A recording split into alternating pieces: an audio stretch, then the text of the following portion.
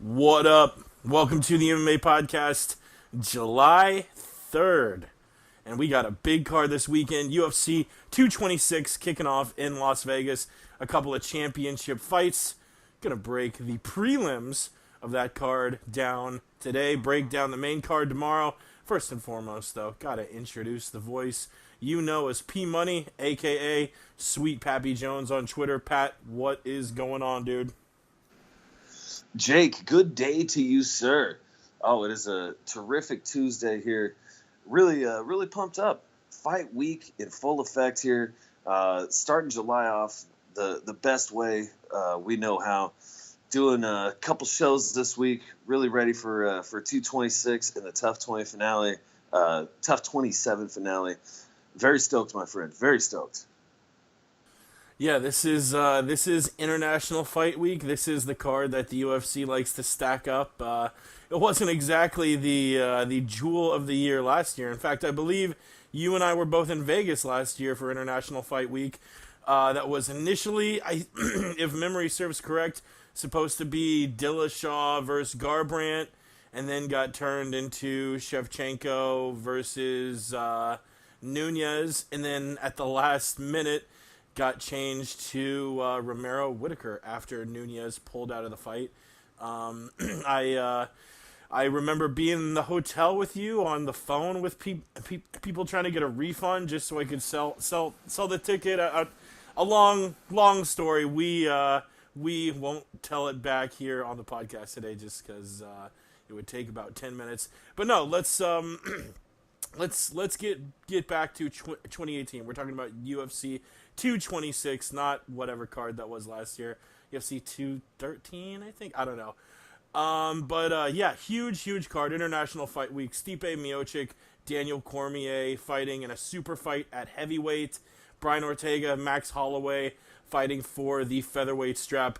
Both of those fights going to be a lot of fun. We're going to break down the whole main card, all 5 of those fights tomorrow on the podcast. Today on the podcast, we focus on the prelims, on the fighters are, on most cards you may not have heard of, but this being such an epic card, you've probably heard of most of these fighters on the prelims. I believe, I'm going to double check, but I do believe that this is time-wise going to be working out just as most do. 6:30 Eastern for the UFC Fight Pass cards, 8 p.m. Eastern for the Fox Sports 1 prelims, and of course 10 p.m. for that pay-per-view main card. Let's start with the early prelims, UFC Fight Pass, and like I said, these are guys you've heard of a lot. You have Jamie Moyle and Emily Whitmire fighting at women's strawweight.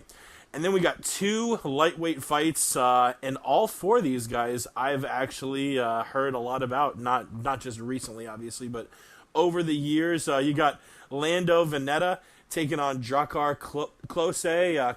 Klose, obviously, a really hot prospect coming into the UFC. And then you had Lando Veneta, who came in with not as much hype behind his name, but in his debut UFC fight against Tony Ferguson back July 2016, yes, he lost, but it was a excellent fight. It actually was fight of the night. He put up one of the toughest fights we've seen against Tony Ferguson.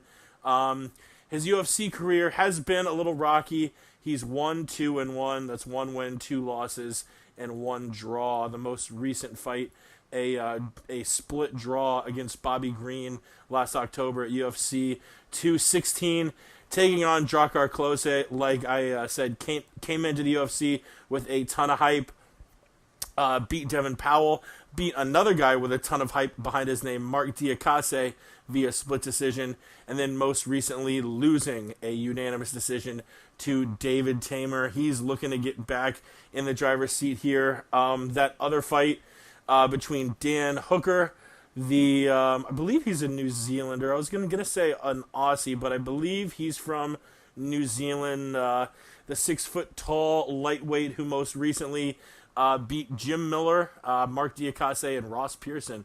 All 3 of those by finish. So he's been looking hot recently on a 3-fight winning streak, taking on the Brazilian Gilbert Burns, another guy who came into the UFC with a lot of clout behind his name. a former ADCC grappling world champion. He, I believe, has been in the UFC longer than all the rest of those guys I mentioned, joining in 2014. Had a couple losses on the way, losing unanimous decisions to Rashid Magomedov and Michael Prazeres, but was able to get back in the winning column in 2017. Had a nice year, 2 second-round KOs against Jason Sago and Dan Murray. As far as the odds makers see it, they see Jamie Moyle as a bit of a favorite, minus 210. Then they got Dan Hooker, minus 130, and Lando Venata, minus 185 favorites in those fights. And I do kind of lean the same way as Vegas, at least for all three of those. Even though he has had kind of a lackluster record in his 4 fights in the UFC and didn't necessarily come into the UFC with that much clout behind his name, that fight he had against Tony Ferguson will always make me think that he is going to have a decent chance in any fight. He showed a lot of resilience and heart in that fight. So I'm taking Venata, Moyle. In between Dan Hooker and Gilbert Burns, I think this will be a little bit closer than the other lightweight fight. I'll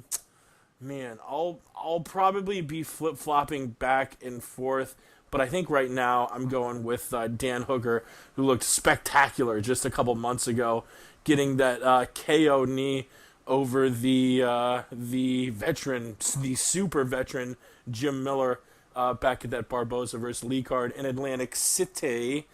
Sorry, I'm a little congested this Tuesday afternoon. Pat, what do you make of those 3 cards, or those 3 fights rather, that will lead off those early prelims at UFC 226? Well, it's a big card when even the early prelims have some spectacular matchups lined up, such as these. Especially Dan Hooker versus Gilbert, Dorino Burns. Burns, highly touted jiu-jitsu expert. Dan Hooker, young prospect, still rising. Both these guys still on the come up. Gilbert with the 2-fight winning streak. Hooker, as you mentioned, with the 3-fight winning streak. And early on in this one, I think I'm leaning towards Dorino, actually. Hooker does have a couple submission losses. Dorino being just a beast on the mat with his submission skills. I think he's a big threat there. Both of these guys still climbing up the lightweight ranks, both looking pretty good these days. But Dan Hooker, his last 2 of his last 3 victories in this win streak that he's on, knee KOs of Ross Pearson and Jim Miller, both studs, both guys who have been around for a long time, but definitely both guys, I would say, who are on the wrong side of their UFC careers, guys who have been around for forever, who had shins that seemingly would never fail them, now are kind of seeming not to hold up so much. His submission over Mark Jacasey, fantastic victory, but I said, good luck getting that submission against Dorino. That's I don't know if that's going to happen. So I'm kind of leaning towards Mr. Burns here in this one. He's got a couple KO victories in his last couple fights himself. Again, not against the biggest names, Jake, as you mentioned, Dan Murray and Jason Sago, but not against guys who were, pretty unanimously considered to have seen their better days. So, plus with his jiu-jitsu background, getting some KO wins on top of it, rounding things out, I'm liking Dorino in that one.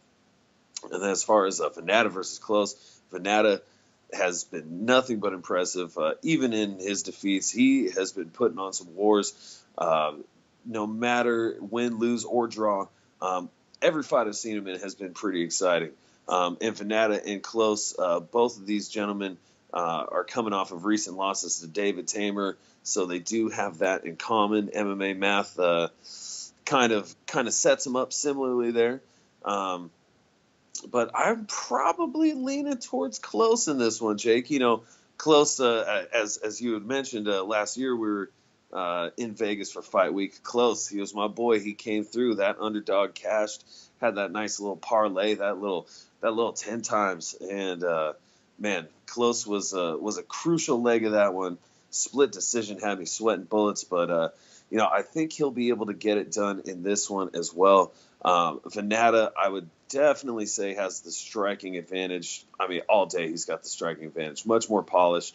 But close, he's a tough lightweight. He's a big lightweight, lots of pressure, fighting out of the MMA lab. I'd probably give him the edge in the wrestling and the grappling as well. And such a huge part of the fight. I think I'm leaning towards close with that one. And as far as the women's strawweight bout between Moyle and Whitmire, I think I'm going with Vegas. I'm siding with you in this one as well, Jake. I'm leaning Moyle, but definitely should be a lovely scrap at 115 to kick off the prelims. And we bump up to those Fox Sports 1 prelims that start at 8 on the East, 5 on the West there on Saturday evening. And one theme I kind of see in a lot of these fights and a lot of these guys on the Fox Sports 1 prelims, a lot of underrated fighters. Your first fight, you got Curtis Millender taking on Max Griffin. The line in that has Millender minus 165. Man, this is a guy you don't really hear a lot of people talking about, but he's on a 7-fight win streak. Had that really nice KO over Thiago Alves earlier this year. Is a big welterweight, 6'3", 78-inch reach, fighting out of Anaheim, California. He's fought for Bellator and Legacy in the past, so even though this is only his second UFC fight, he does have some experience behind him, and he's taken on a guy in Max Griffin who just beat Mike Perry earlier in the year. That is going to be a great fight. You have Rafael Assunção, who I don't know how you don't hear this guy's name more often, because you look at his record, all of these fights in the UFC, in his last 10 fights, his last 11 fights, I think, he's 10-1. He's only, nobody does that except for, the elite top championship guys. 10-1 in the UFC is insane. His only loss coming to TJ Dillashaw at UFC 200. Wins against absolute studs like Aljamain Sterling, Marlon Moraes, Brian Caraway. Don't forget that split decision win he had against TJ Dillashaw before the rematch in 2013. This is a very, very, very skilled featherweight, and he's taking on Rob Font, who has, I believe, fought in the UFC. I don't know. Yeah. Oh, all right. He fought at featherweight and then moved down to bantamweight once he joined the UFC. That's right. And most recently, TKO'd that young Brazilian Thomas Almeida in the second round at UFC 220. And even though I like Font a lot, Rafael Assunção, just the skill set he has got, and actually he's only minus 165 in Vegas. I thought he'd be a little bit more of a favorite. Not that Font won't be game, but like I said before, the guy's 10-1. His only loss coming to TJ Dillashaw. That is a pretty high level you have to compete at to defeat Assunção. The fight that probably most people will be talking about, funny enough, is Max Perry, who initially was supposed to be fighting. Who? I'm completely blanking right now. Perry was supposed to be fighting Yancy Medeiros. That's right. And Yancy pulled out in late June, citing a rib injury. And we actually did a podcast last week about the whole mix-up between Al Iaquinta dropping out of the fight against Justin Gaethje, James Vick pulling out of the Paul Felder fight to replace Iaquinta to fight Gaethje, and that left Paul Felder without a dancing partner. And of course, as these things seem to always work out, about 1 hour after we recorded that podcast, it was announced that Mike Perry would be fighting Paul Felder. Felder was supposed to fight in a couple weeks. Now will be fighting Saturday. He is a lightweight, but it shouldn't be too much of a size discrepancy, even though Mike Perry is a pretty big welterweight. The line on that one has Mike Perry a plus 135 underdog against Paul Felder. And that final UFC Fox Sports 1 prelim card coming between Uriah Hall and Paulo Costa. This is another really interesting fight. Hall had been on a skid, a 3-fight losing skid, but it was against 3 absolute studs in your current champ, Robert Whitaker, Derek Brunson, and Gegard Mousasi.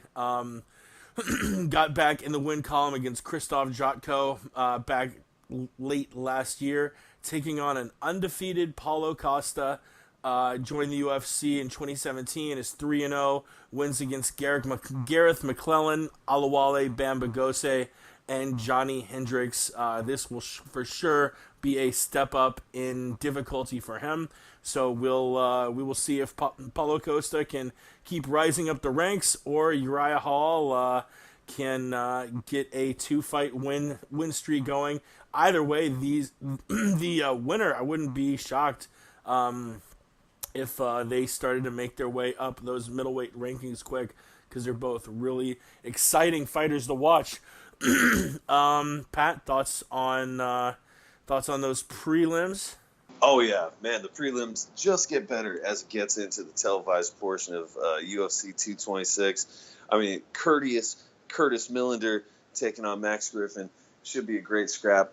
I'm leaning towards Curtis in this one. Jake, as you mentioned, being 6'3", Millender, he's a big welterweight there. Max Griffin, certainly not a small guy himself, coming off a great performance against Mike Perry.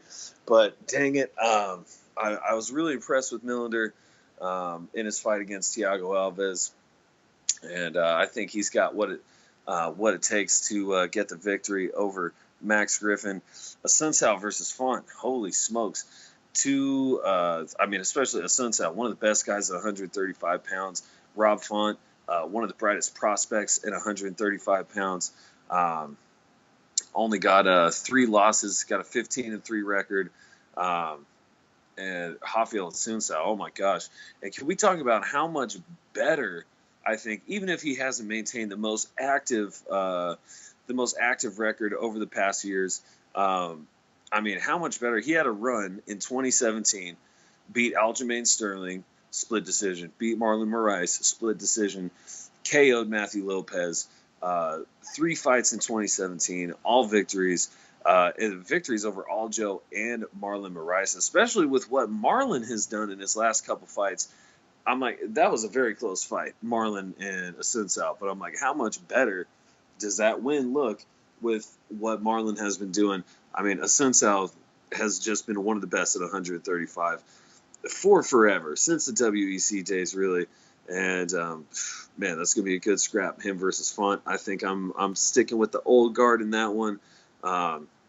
Felder versus Perry, I was definitely a little surprised at that when I started thinking about it. And then, Jake, as you mentioned, Felder being a lightweight, Perry being a welterweight, I said, gosh, that's kind of a tough draw for Felder. You know, here he is, he gets his opponent pulled from him, second card in a row, and then they say, hey, why don't you fight on an earlier card and fight a welterweight at that? Man, God bless Paul Felder for taking that fight.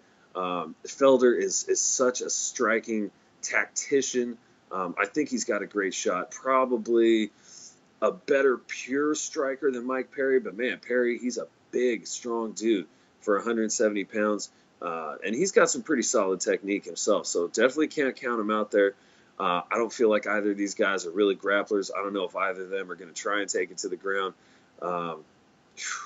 Tough fight, just kind of a coin flip for me, just the height and weight discrepancy. I'm probably leaning Felder on that one, though. And then Hall versus Costa, holy smokes. Hall has shown the flashes of talent for so long, and in his victories, he has looked super impressive.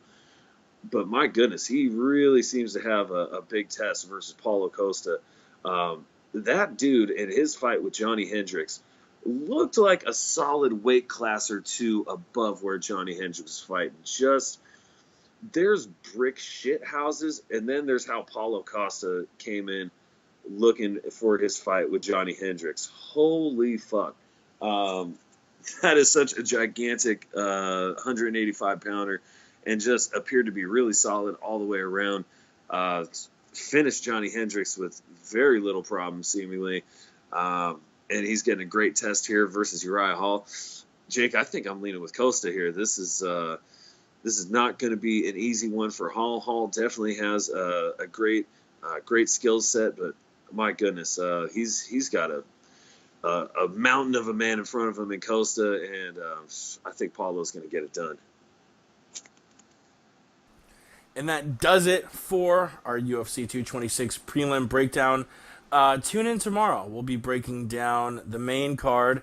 The day after that, we'll give you a little tough preview. We're really unable to break down the whole card until Wednesday night, the season finale show, and where we can get the finalized fight lineup and break the entirety of the card down.